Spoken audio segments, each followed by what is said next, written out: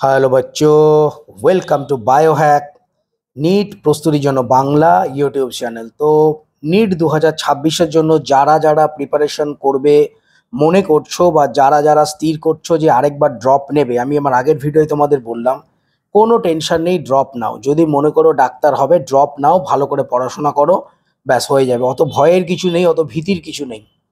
2016 সালে 2021 সালেও tough question হয়েছিল, তারপরেও কিন্তু কোশ্চেন অনেক সোজা হয়েছে। তেমনি 2025 সালে এরকম টাফ কোশ্চেন হওয়া মানে এই নয় যে আজ জিন্দেগিতে কোনোদিন প্রত্যেক বছর বছরই নানা রকমভাবে টাফ কোশ্চেন আসবে, তা কিন্তু নয়।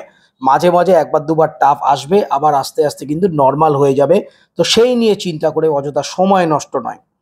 যারা যারা মনে করছো নিট 2026 দেবে, তাদের আমি গ্যারান্টি দিয়ে বলছি তোমরা অবশ্যই ড্রপ নাও। কিন্তু যাদের 2 বছর 3 বছর ড্রপ হয়ে গেছে, তারা প্যারালালি যে কোনো একটা গ্র্যাজুয়েশন কোর্সে তোমরা ভর্তি হয়ে থাকো।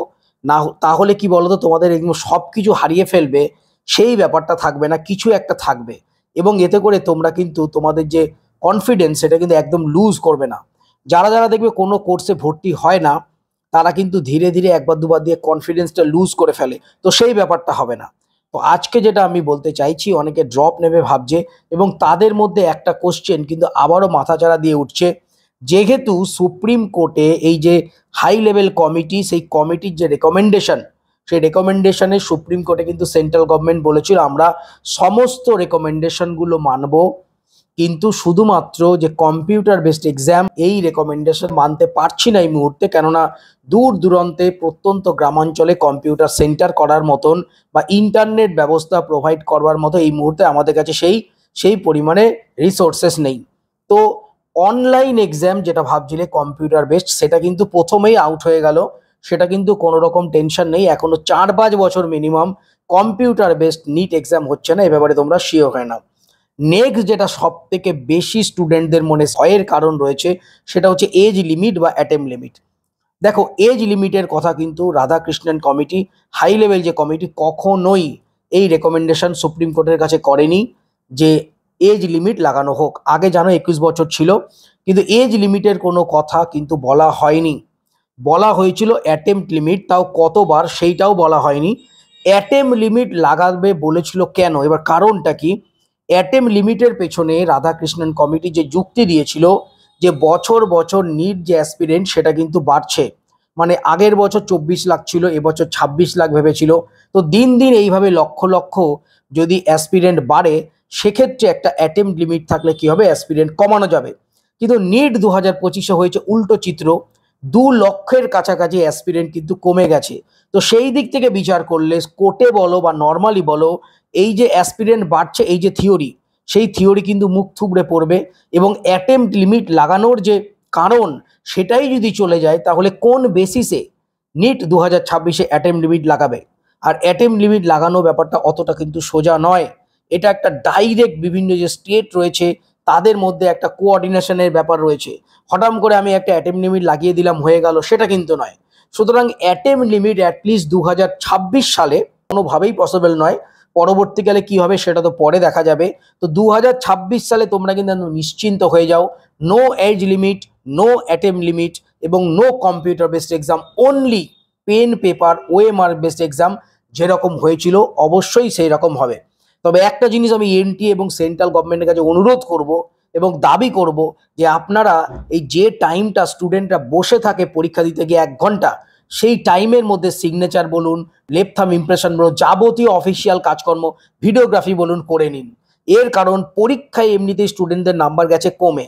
সেই নাম্বারের মধ্যে যদি 20 মিনিট আপনারা এইসবভাবে খেয়ে নেন, স্টুডেন্টদের ইরিটেট করেন বারবার, তাদের যে মনোসংযোগকে বিঘ্ন ঘটান, সেক্ষেত্রে বহু সংখ্যক স্টুডেন্টের কিন্তু পরীক্ষা হলে খুব সমস্যা হয়। এটা কিন্তু বারে বারে প্রচুর স্টুডেন্ট বলছে। তো এই ব্যাপারটা অবশ্যই আপনাদের কিন্তু খেয়াল রাখা উচিত। 3 ঘন্টা পরীক্ষা দিচ্ছেন মানে 3 ঘন্টাই যেন স্টুডেন্টরা ইউটিলাইজ করতে পারে, এই ব্যাপারটা কিন্তু দেখা আপনাদের কর্তব্য। না হলে আপনারা পরিষ্কার ঘোষণা করে দিন যে পরীক্ষা হবে 2 ঘন্টা 40 মিনিট, সিম্পল। কেননা এইটা খুব খুব ইরিটেটিং, প্রচণ্ড অসুবিধা হয়। আগেকার দিনেও এরকম সিগনেচার ছিল, কিন্তু সেটা একটা দুটো জায়গায় ছিল, 5 মিনিট লাগতো। কিন্তু এবছর 20 মিনিট সময় গেছে। তো এই ব্যাপারটা কিন্তু অবশ্যই দেখা উচিত।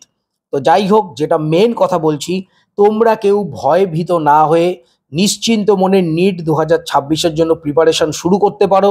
কোনো অসুবিধা নেই। যে কয়দিন না রেজাল্ট বেরোচ্ছে তোমরা আস্তে আস্তে অল্প অল্প করে প্রিপারেশন করো, রেজাল্ট দেখো কি হয়, তারপর ফাইনাল তোমরা ড্রপ নেবে না কি করবে ডিসিশন নাও, তারপরে তোমরা ফুল ফেজে পড়াশোনা শুরু করে দাও। তবে নিট 2026-এর জন্য একটা কথা আমি 100% শিওর বলতে পারি, কম্পিউটার বেসড এক্সাম হবে না, অনলাইন এক্সাম হবে না, এজ লিমিট অ্যাটেম্প লিমিট কিচ্ছু থাকবে না, জাস্ট নিট 2025-এর মতোই কিন্তু নর্মাল এক্সাম হবে।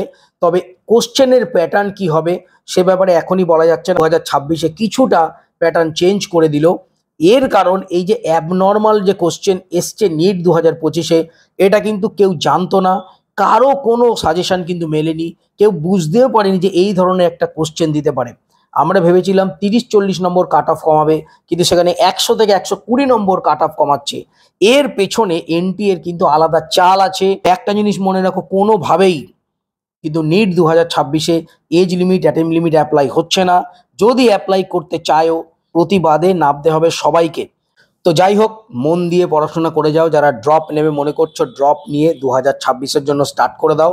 এই সমস্ত চিন্তা ভাবনা কোনো দিন মাথায় আনবে না যে নিটে কখনো এজ লিমিট বা অ্যাটেম্প লিমিট অ্যাপ্লাই হবে। এর কারণ 1 থেকে 2 বছর আগেই সুপ্রিম কোর্ট অফিসিয়ালি ঘোষণা করে দিয়েছে যে নিটের ক্ষেত্রে কোনো এজ লিমিট অ্যাটেম্প লিমিট থাকবে না। এটা রাইট টু এডুকেশন যে অ্যাক্ট, তার ভায়োলেশন হচ্ছে নিটে এজ লিমিট অ্যাটেম্প লিমিট দেওয়া যাবে না। সুতরাং কোনো টেনশন নেই, ভালো করে মন দিয়ে নিট 2026-এর জন্য পড়া শুরু করো। নিট 2026 কিন্তু ক্লিয়ার করে দেখিয়ে দিতেই হবে। টাটা।